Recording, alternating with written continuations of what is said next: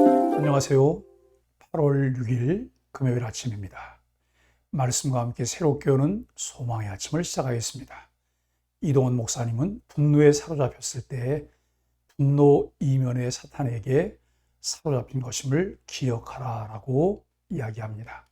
출애굽기 2장 11절로 25절까지 말씀을 본문으로 하여 탄식과 부르짖음에 귀 기울이시는 하나님이라고 하는 주제로 함께 은혜를 나누기를 원합니다.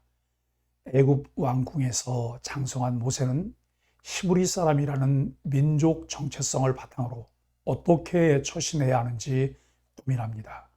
애굽 사람이 동족 히브리 사람 치는 것을 보고 그 애굽 사람을 쳐 죽입니다.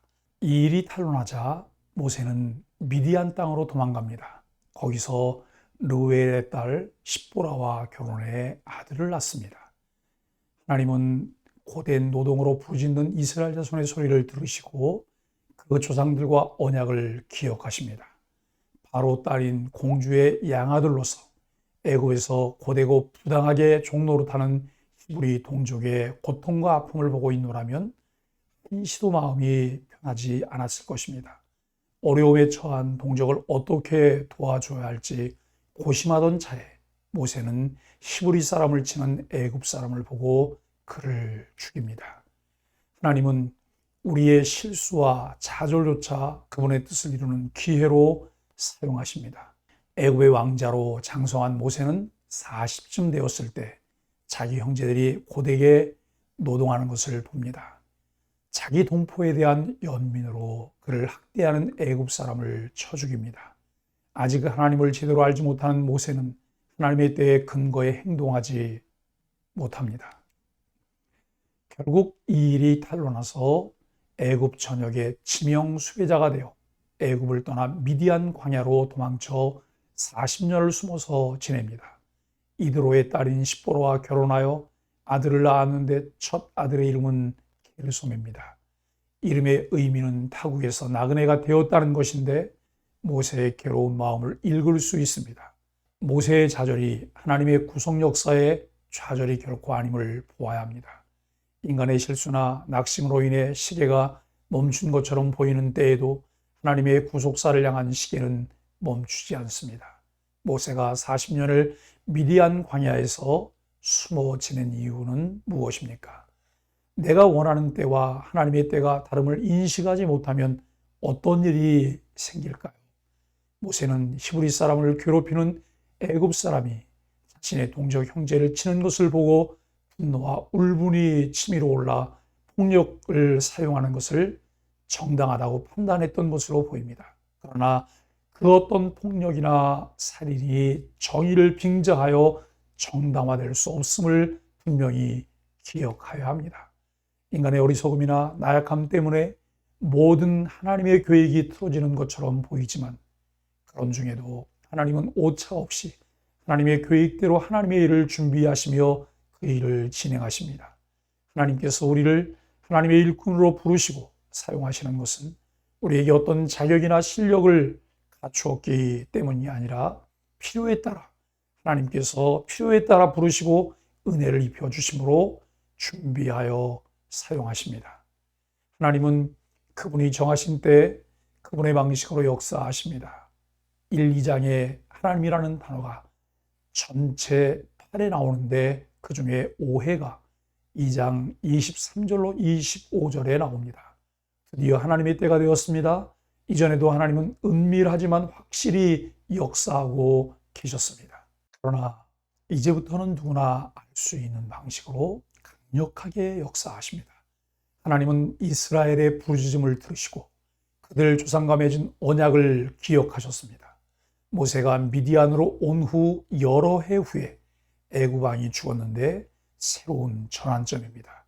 그러나 새로운 시대가 시작되었음에도 불구하고 이스라엘 자손이 처한 상황은 예전보다 더했으면 더했지 결코 나아지지 않았습니다. 너무 고통스러운 삶의 환경 때문에 탄식과 부르짖음이 계속되는데 고된 노역으로 그 부르짖는 소리가 하나님께 상달이 됩니다. 하나님께서 역사 한복판에 등장하십니다. 하나님이 그들의 고통스러운 소리를 듣는 주체로 나서셨습니다. 그런데 24절 하반절에 중요한 사안 한 가지를 언급하십니다. 즉, 하나님은 아브라함과 이삭과 야곱에게 세운 하나님의 언약을 기억하십니다. 하나님은 인생이 아니시기 때문에 시건하지 않으신다는 민수기의 말씀처럼 언제나 언약에 신실하신 하나님이심을 깨닫고 믿어야 합니다. 25절에 하나님이 이스라엘 자손을 돌보셨고 하나님이 그들을 기억하셨더라고 하는데 보다 헤아리다라는 의미입니다. 이스라엘 자손의 종살이를 보시고 그들의 처지를 생각하셨다는 말씀입니다. 하나님은 자녀로 부르신 우리들이 처한 상황을 보시며 처지를 생각하십니다. 하나님께서 들으시고 기억하시고 보시고 헤아리셨습니다. 그 다음을 기대하게 되는 것은 전능하신 하나님께서 행동으로 옮기실 것이기 때문입니다. 언약에 신실하신 하나님의 역사하심을 출애굽기를 묵상하며 자세히 살펴봅시다. 믿음의 조상들에게 세우신 언약을 토대로 하나님의 구원 사역이 어떻게 성취되어 왔는지 살펴보면서 다른 한편으로 펼쳐질 원대한 역사를 강력한 기대와 소망으로 바라보게 되어집니다. 때가 되자 하나님은 고통당하는 이스라엘 자손에게 어떻게 반응하셨나요?